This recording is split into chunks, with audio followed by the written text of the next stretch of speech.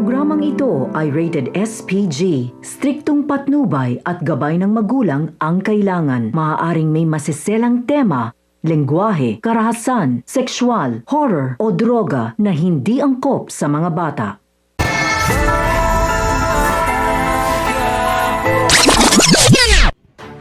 Mga dapat nating abangan sa FPJ's Batang Quiapo. Hindi pa rin kumbinsido si Chip Espinas tungkol sa mga sinabi sa kanya ni Warden Balakutan na wala nang maghahanap at patapon na ang buhay ni Tanggol. Ayon pa kay Espinas na hindi magkakainteres ang kausap ni Balatukan na magbayad ng kahit na magkanong halaga kung wala itong mas malalim na dahilan.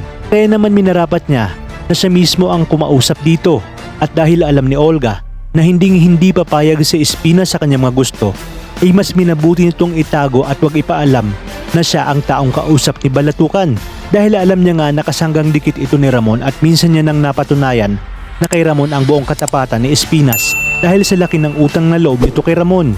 Gayunpaman, matapos ang sinabi ni Warden Balatukan na handang magbayad na kahit magkano ang taong kausap niya, ay agad nitong sinimulan ang pagkastigo kay Tanggol kung saan magagawa niyang kuryentehin ito at buhusan ng malamig na tubig habang kinukuhaan nga ng video ni Warden Balatukan bilang katibayan na sinimulan na nila ang utos ni Olga.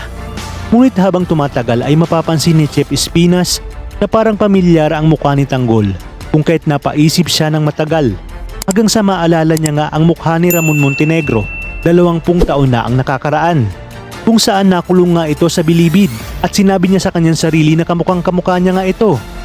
At upang makasiguro ay ipinahanap niya ang lumang files ni Ramon kung saan makikita niya sa larawan na talagang kamukhang kamukha ito ni Tanggol.